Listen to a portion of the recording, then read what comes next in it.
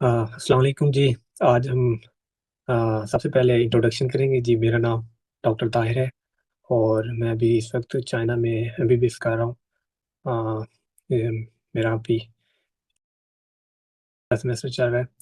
तो मैंने अभी यूएसएमएल स्टार्ट की हुई है। जैसे कि आपको पता है यूएसएमएल की बुक करने से आपका एनएलई वगैरह भी मतलब क्लियर हो सकता है और बाकी टेस्ट भी हो सकते हैं।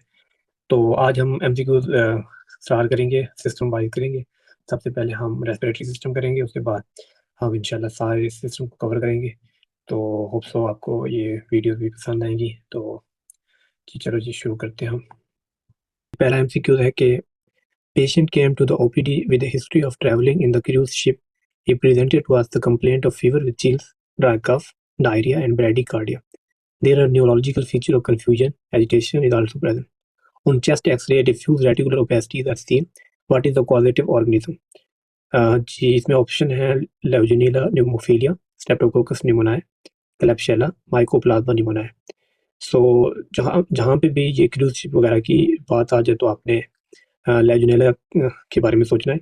सो एक्सप्लेनेशन के अंदर है कि the above presentation is most likely consistent with legionella's disease it present with severe pneumonia often unilateral lobar fever. GI and CNS symptom भी इसमें शो होते हैं। सो इसका ऑप्शन ए है। और दूसरा एमसीक्यू है कि which of the following is not included in carb 65 score. So as we know कि कार्ब 65 जो स्कोर होता है उसके अंदर सी से कंफ्यूजन होता है, यू से यूरेमिया, आर से रेस्पिरेशन और बी से ब्रीदिंग होता है। और 65 से जो एज होती है वो मोर देन 65 होती है। सो इसके अंदर हार्ट रेट इंक्लूड नहीं होगा। ऑप्शन थ्री है कि TB skin test is mediated by. So as we know कि जो टी लिम्फोसाइट है ये सेल मीडिएटेड इम्यूनिटी के अंदर इन्वॉल्व होते हैं। सो इसके अंदर टी लिम्फोसाइट आएगा। सो फोर्थ ऑप्शन है कि patient presented with history of fever, sputum and cough for the last couple of days. X-ray showed a lobar consolidation on the left side. What is the preferred treatment? So हम lobar नमूनिया के अंदर जो treatment करते होते हैं वो मैकुलाइज देते होते हैं जो कि फर्स्ट लाइन ट्रीटमेंट होती है। और इसके साथ हम सेफ्ट्राइक्सान और अजिथ्रोमाइसिन हम दे सकते हैं अगर सीवियर केस है तो। सो इसका ऑप्शन ए है। पांचवें एमसीक्यू है कि 10-year-old child while playing suddenly aspirate the peanut. The child was in upright position when he aspirated, where the peanut will most likely to lodge. जैसे कि आपको लंग्स की एनाटॉमी का पता है कि जो राइट लंग होता है वो मोर वर्टिकल होता है और उसके अंदर जब भी आप कोई चीज़ एस्पिरेट करेंगे तो राइट लंग में जाने का ज़्यादा खतरा होता है। तो एज वी नो कि इसके अंदर दिया गया है कि जो बच्चा है वो अपराइट पोजीशन के अंदर है। तो इसमें जो ऑप्शन होगा वो ए करेक्ट होगा, राइट लोअर लोब के अंदर। सो आप इसकी एक्सप्लेनेशन पढ़ भी सकते हैं। छठा एमसीक्यू है कि विच one of the following is the cause of bronchial breathing. So bronchial breathing जो है वो निमोनिया के अंदर होती है। और सेवन एमसीक्यू है कि a 10-month-old boy present with high grade fever, cough, his respiratory rate is 65 per minute, he has chest indrawing as well, what is your diagnosis? सो इसके अंदर जो की है वो चेस्ट इंड्रॉइंग है। सो ये सवियर निमोनिया के अंदर जो होता है वो चेस्ट इंड्रॉइंग होती है। सो इसका ऑप्शन ए करेक्ट है। आठवें के अंदर जो है most common cause COPD in developing country. So आपको ये माइंड में रखना होगा कि जो मोस्ट कॉमन काज होती है वो स्मोकिंग होती है। तो इसका ऑप्शन ए है। Ninth MCQ which one of the following finding are true for pneumothorax. So pneumothorax में क्या होता है कि जो एयर होती है वो थोरैक्स के अंदर आ जाती है। बाहर से भी आ सकती है और लंग्स से भी आ सकती है। तो इसके अंदर पॉजिटिव इंट्रापेलुलर प्रेशर होगा। So option B correct. 10वां एमसीक्यू है कि a 70-year-old male present with fever, cough and brownish sputum. X-ray show chest reveals consolidation. So जो consolidation होती है इसके अंदर जो alveolar एल्वुलाe जो है वो कोलैप्स हो जाती हैं, बट वो फ्लूइड अंदर आ जाते होते हैं। और एटिलेक्टेसिस में अंदर ये होता है कि एल्वुलाe जो है वो कोलैप्स कर जाती है बट उसके अंदर एयर होती है। सो इसके अंदर है कि x-ray chest reveal consolidation in the right lower lung lobe.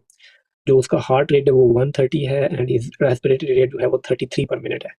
Rest of examination and lab जो है वैल्यू वो नॉर्मल है एक्सेप्ट BUN जो यूरिया का वो लेवल है वो 20 है। What should be done?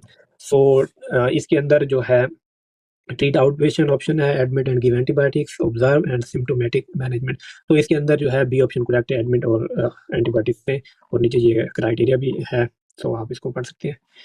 इसके अलावा जो 11 एमसीक्यूज है वो है कि 60-year-old man was admitted because of pneumonia and was discharged from hospital. Now, a few days later, he has developed a fever with yellowish smelling sputum. What is the most likely cause? So, abscess formation, regulation, granuloma formation और reinfection. इसमें option A correct है, abscess formation.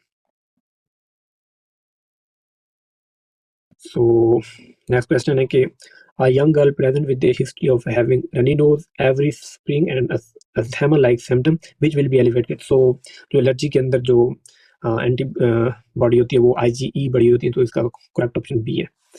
13 MCQs है कि a 45-year-old male smoker present with a history of chronic cough for 3 years. His FEV1 or FVC on spirometry is less than 65%. There is no irreversibility after inhaling bronchodilator. Which of the following is the most likely diagnosis? So इसका option जो है वो B correct है, chronic bronchitis. सो जो chronic bronchitis है इसमें जो duration दिया गया होगा वो ऑलमोस्ट 3 इयर्स का होगा, तो आपने ये माइंड में रखना है। और ये सो नीचे और इसकी एक्सप्लेनेशन भी दी गई है। 14 MCQs है कि 54-year-old underwent an emergency C-section at the time of extubating the vomiting and aspirated requiring mechanical ventilation. Arterial blood gas after 1.5 over shows 48 mmHg, O2 saturation 78% and FiO2 of 0.5. You decided to apply PEXP therapy. The initial goal of PEP therapy is this patient. So इसका जो option है वो D correct है, the maximum PEEP that allows 80% oxygen saturation on toxic FiO2। तो इसकी explanation दी गई है। Bronchial cyst is differentiated from cold abscess by fluctuant transillumination, contain cholesterol crystal tense by its site। तो option इसके अंदर C correct है। तो अभी हम 15 MCQs करेंगे। Thank you so much.